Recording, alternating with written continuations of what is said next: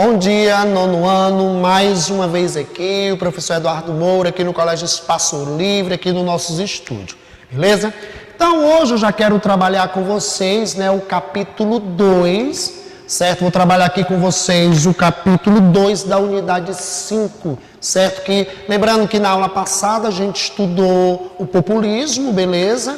Estudamos o populismo no México e o populismo na Argentina. E agora vamos estudar aqui a chamada era populista aqui no Brasil, beleza?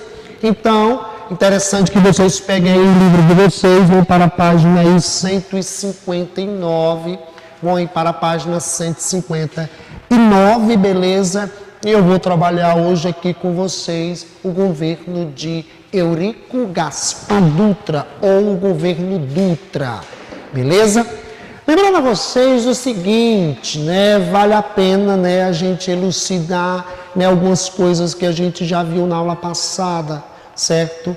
Em 1945, Vargas, que ficou 15 anos no poder, ele é afastado, beleza? E quem é eleito para governar o Brasil é Eurico Gaspar Dutra, beleza? Então vamos lá.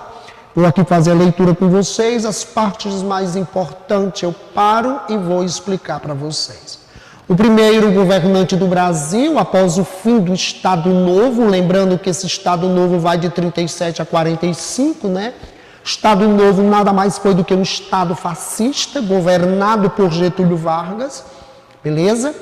Foi Eurico Gaspar Dutra, que foi presidente entre 46 e 51.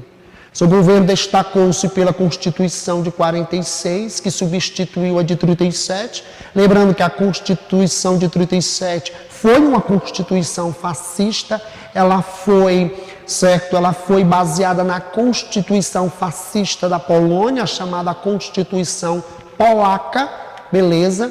E por suas tendências autoritárias. Lembrando que Dutra era um oficial do Exército, era um oficial das Forças Armadas brasileiras.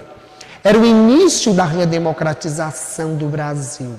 Lembrando que essa redemocratização, meus amores, esse período de redemocratização só vai durar apenas 21 anos, que vem a ser de 1900. Aliás, não vai durar nem 20 anos, desculpa, porque ela vai de 1945 até 1964, ou seja, não vai durar nem 20 anos esse período de redemocratização, beleza?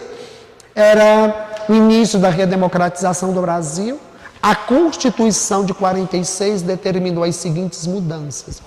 Lembrando, como Vargas governou o Brasil de modo autoritário, certo? E que o Estado brasileiro, o chamado Estado Novo, foi um Estado fascista, então, uma Constituição que vigorou no Brasil foi uma Constituição fascista, que foi uma Constituição imposta à sociedade brasileira. Ela foi imposta justamente pelo fato dela não ter resultado de uma Assembleia Nacional Constituinte. Ela não resultou de um debate, como nasce as constituições democráticas, beleza? Porque as constituições democráticas, elas nascem de um debate, certo? E de uma Assembleia Nacional Constituinte. Então, aqui nós temos 1, 2, 3, 4, 5, 6, 7 pontos da Constituição, de 1946. Primeiro, ela vai estabelecer o voto secreto e obrigatório para maiores de 18 anos. Então, estão excluídos do processo político eleitoral, soldados, cabos, analfabetos. Então, essa galera aí não tinha direito ao voto, ou seja, significa dizer que ainda grande parte da população brasileira estava excluída pelo fato de serem analfabetos. O mandato presidencial, passou a ser de 5 anos, todos, ela vai estabelecer também a chamada igualdade jurídica, ou seja, todos são iguais perante a lei. Ela vai, como o Estado é um Estado democrático, tem que ter a liberdade de expressão, censura somente aos espetáculos e diversões públicas. né, liberdade de crença e de prática de cultos religiosos, ou seja, estabelece aí um Estado laico, proibição de partidos políticos e de associações que fossem contra o regime democrático, ou seja, a lei, né, aqui nós vamos ter o que? Nós vamos ter leis que vão justamente punir, certo? Leis que vão proibir, né, associações e partidos políticos que são contra a democracia.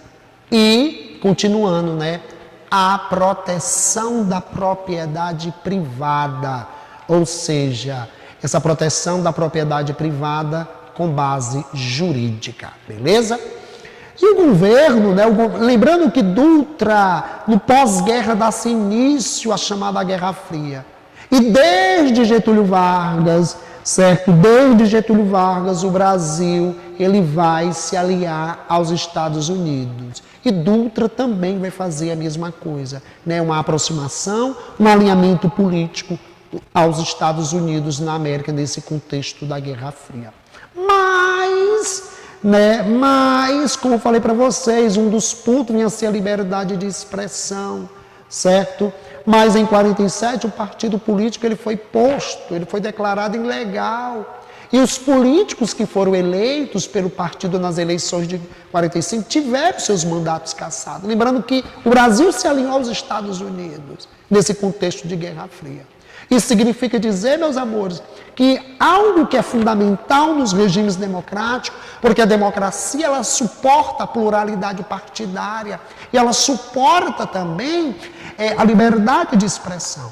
Mas a partir do momento, certo, que um partido político, ele deixa, né, ele é proibido a sua existência, no caso aqui o Partido Comunista, significa dizer o quê? Que a democracia, ela foi para o espaço. Porque só a democracia se houver a liberdade de expressão. E cada partido tem suas ideias, certo? E essas ideias, elas são o quê?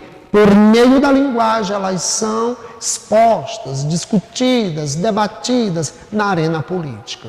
E a partir do momento que isso deixa de existir, significa dizer o quê? Que a democracia também deixou de existir. Porque a democracia, ela suporta a pluralidade de ideias na arena política. Faz parte da essência dessa forma de governo. E quando isso deixa de existir, a democracia, ela vai para o espaço. Em economia, né, vocês devem associar também a economia o chamado Plano SALT, que teve como objetivo estimular o crescimento econômico do Brasil em 4 áreas. O Plano SALT, ele vai priorizar a saúde, a alimentação, transporte e energia. O Plano SALT aqui, vejam bem, que ele não dá ênfase à educação. Ele vai dar ênfase à saúde, à alimentação, o transporte e à energia. Visando o quê? Visando que o Estado brasileiro, certo, não colocou a educação aqui em primeiro plano. Esse plano previa investimentos privados e principalmente estrangeiros nessas áreas. Construção de ferrovias, investimento em eletricidades, nas áreas rurais, etc. Com os projetos do Plano SALT, tinha caráter social, com poucos benefícios para os investidores. A iniciativa privada não investiu nele. Sem fundos, o projeto fracassou e foi cancelado. Beleza? Então, governo de Dutra, vocês devem associar à Constituição de 1946, a redemocratização do Brasil, a ilegalidade do Partido Comunista, que isso vai ferir diretamente a essência do regime democrático, e o chamado Plano SALT, que vai investir saúde, alimentação, transporte e energia. Então, vou ficar por aqui, meus amores. Espero que vocês tenham compreendido a aula. Na nossa sala de aula virtual, eu irei trabalhar com vocês o retorno de Vargas, beleza? Então, fiquem em paz, fiquem com Deus. Um abraço virtual em todos vocês. Tchau, tchau, até a nossa próxima aula.